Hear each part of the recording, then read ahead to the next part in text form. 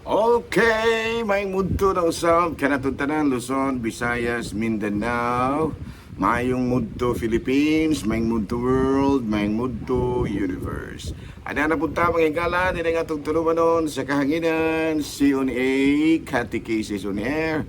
Og ako lang gihapon kini inyong ubos nga alagad Reverendo Padre Edwin Academia Kababay no adlaw no usab karon nga sa matarong adlaw, Martes. Sa matarong kutsa, 28. Sa matarong bulan, Hulyo. July 28, 2026. Nala, no? May mudto na kanatong tanan. Nang hinaot kita nga na kitang tanan sa Kapiskay Panglawas, walay ubo, walay hilanat, walay sipon, wala tanan. Apan nang ginhawa pa. Ukos kanunay sa panalangin sa Ginoo. No, kumusta naman di ay mo din na, no? Akong mga classmate ng taon, akong classmate panghigala na retire na. Akong classmate si Padre Tonton Arnaiz, medyo loyo-loya na gyud. Kaya naman guni siya maginagmay pong balatian, no? So ang kuan karon kanang nag-atiman karon sa kanila parokya, no? Kuan na lang kanang OIC Parish kining gitawag na to OIC nga Kora Paroko, Parish Priest si Father kanang si Father kuan mahigala, no? Si Padre lain na ron ang nagdumala, Nonoy Bunukan, no? Si Father Nonoy Bunukan, ayan, no? So ato dahil nga timbayaon og may mudto si Padre Nonoy Bunukan. Ako classmate, kumusta naman ka, brother? No, nga ako classmate din tao, no? Kami mga rin ako di siya gusto katuig si Padre no, pero doon na lang siya gibating gamay, no? Sa iyang balatian. So kuan kita Padre, no? Ampo ra kita atong ampo si Padre Tonton Arnaiz may gala, no? Nga medyo doon ay balatian. Wag na mga nalagay, ano mo ito magino sa buba, no? Nausan akong classmate, wala ni balatian eh. Si Father Obing Masyon mo, napatanon pa ni kaya sila, no? Nya, kung sa pagyan akong classmate, si Father Dami Hiramis, ang Kora Paroko karon dito sa may kining usaning kuan na. Ang Kora Paroko karon dito sa kining sa maning lugar ay San Juan. San Juan Siquijón. Hala, no? Mayong mudto na kanatong tanan mga higala nang hinaot kita nga na kitang tanan sa Kapiskay sa Panlawas. Abi no arita mga higala sa ato CBCP News, balitang simbahan ni ining kamudton. Abi no mga higala CBCP News, Cardinal Tagle, no, namadlong mga higala, no? Ingon si Cardinal Tagle, gossip is not friendship. Mo kini ang iyang mensahe usab sa mga kabatanunan, no? Because Filipino youth matud pa niya share truth, not gossip. No, para po na naton tanan daw nga magkano lamang jud ta istoryahan na malaman ta kana pong tinuod natong anang atong istorya dili pod mga gitawag na to mga marites ra. Kinahanglan nga medyo adunay kanang gitawag na to katutunganan. Ayan. Balita mga higalagi ka. Excuse me. Balita mga higalagi ka sa Vatican, Pope Leo urges halt to Middle East attacks and return to diplomacy. Ayan, no? Nanawagan din tao ng atong talahorong Santo Papa mga higala nga mubalik ta sa kining gitawag na to diplomasiya kana bang panagsabot-sabot ba. Ya dili kay maggirahanay gidayon, no? Kay karon mga higala ugba karong adlaw mahala na kay gasolina mga higala ug ang krudo sao na lamang nato ani maka-survive ada beta ini sao na lamang, no? So na, no, so yampo natin taon kining ato ang nasod Pilipinas ug ang tibuok kuan nga ta, no, mahumanan ning problema sa Strait of Hormuz o niya matud pa ni Pope Leo, no, nga masulbad na gyud ang kining gitawag natong problema pinaagi sa diplomasiya. Okay?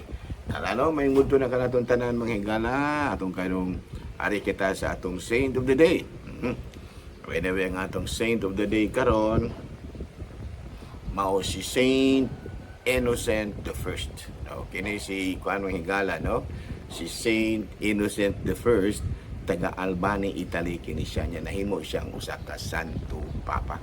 Siya maoy ni Puli ni Pope Saint Athanasius, no? Unya, he emphasized papal supremacy and condemned Pelagianism. No, unya original saint, the human nature. No, unya mortal.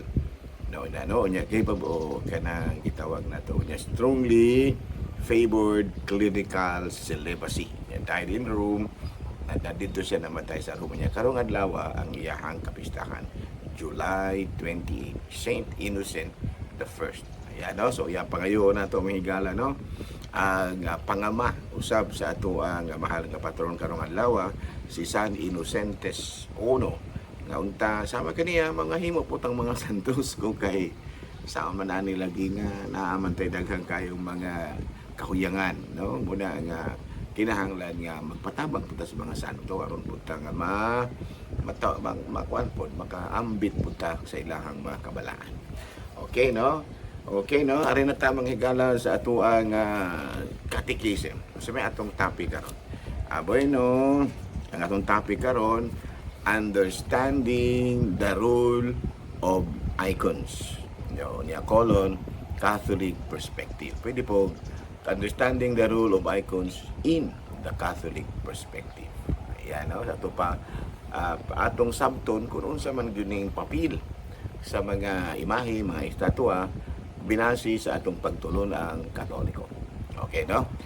So, sa Katolikong pagtuo, sacred images function as windows to heaven.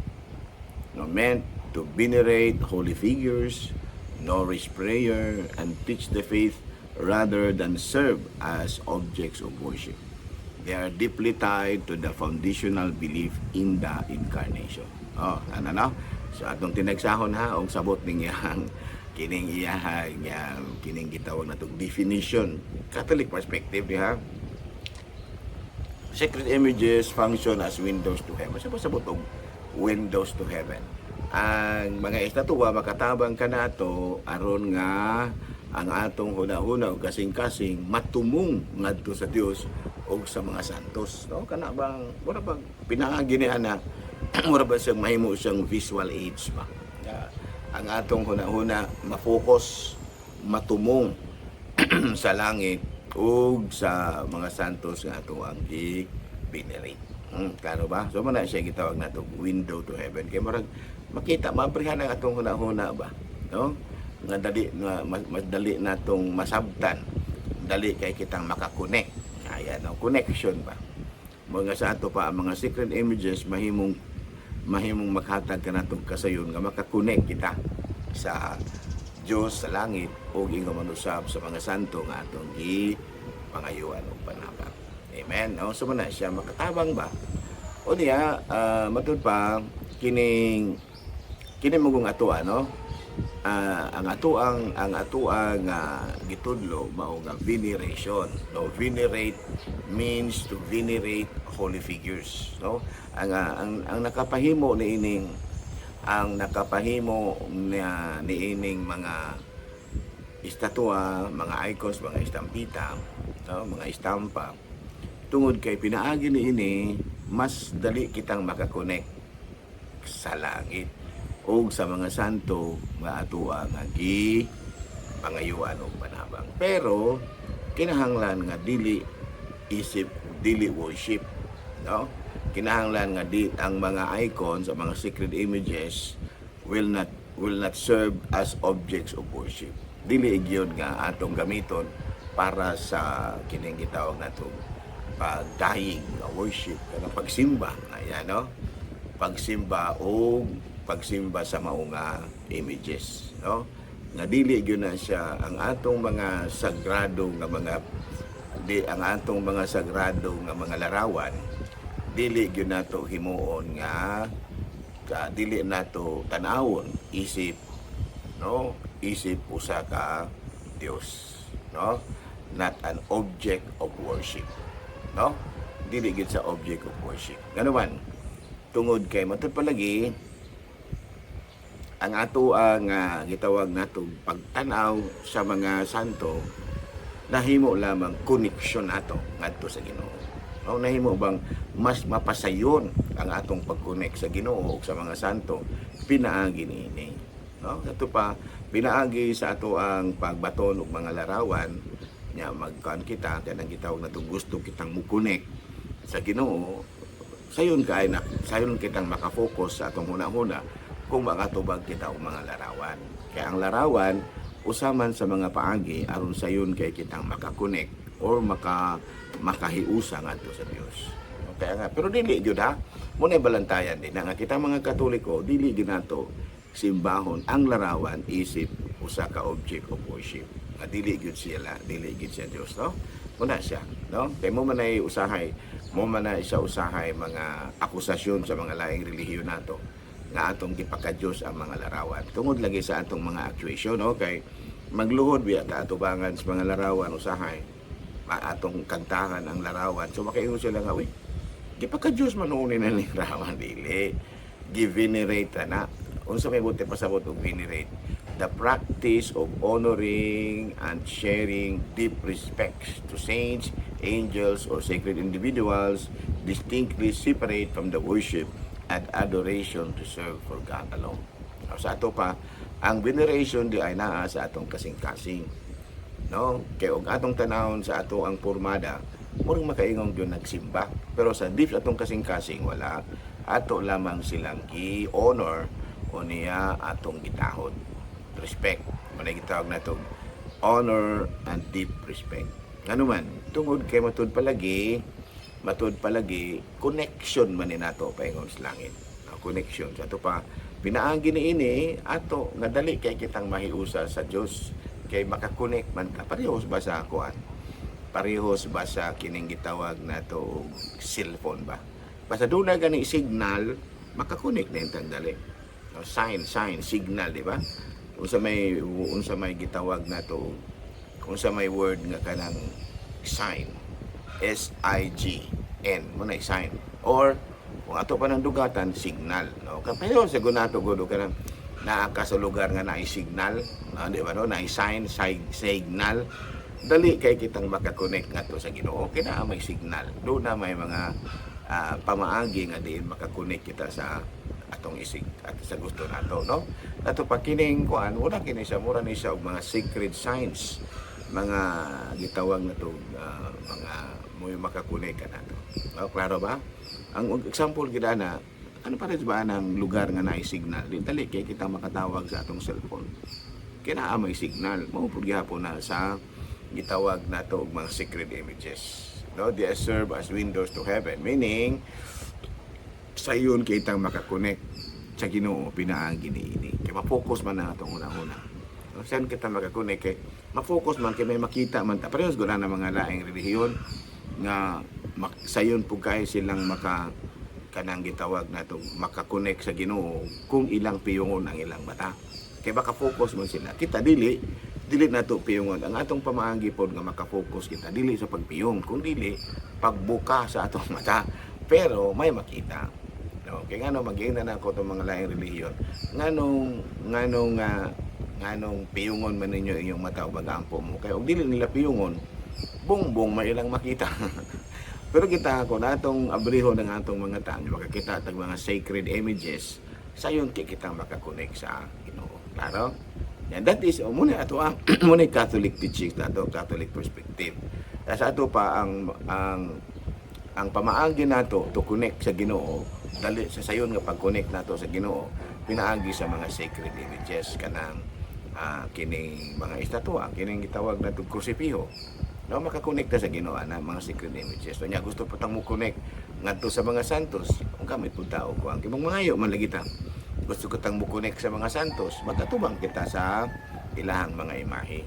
Okay, so kay makatabang malagi ang mga santo nato kay magampo man na sila para nato. Mabitaw na nga nahimo silang santo tungod kay wala pa na sila makanonize. Duna nay tulo ka mga kuat duha ba o tulo? Duha ka mga milagro nga magpamatuon nga tuwa na siya sa langit.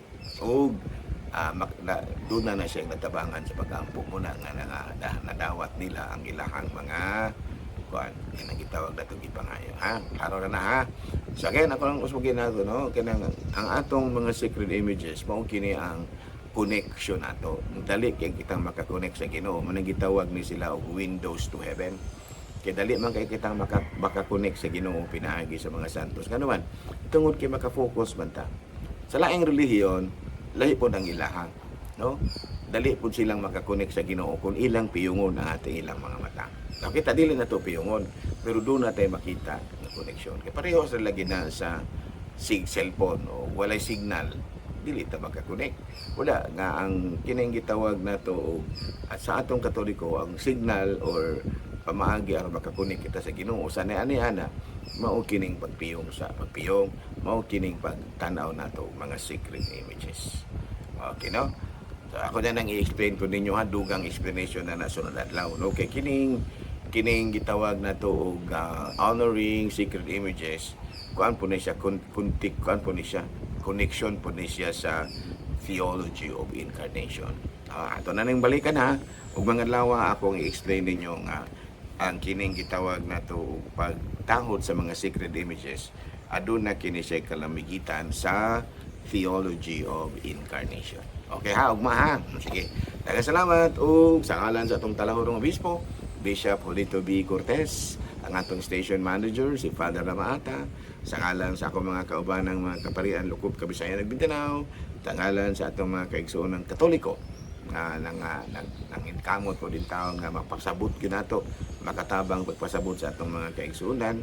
Ako nang gyapon kini inyong ubos nga alagad Reverendo Padre Edwin Academia Cab, manamilit na usab kaninyo ug manalangin kaninyo ang Dios magagahom sa tanan.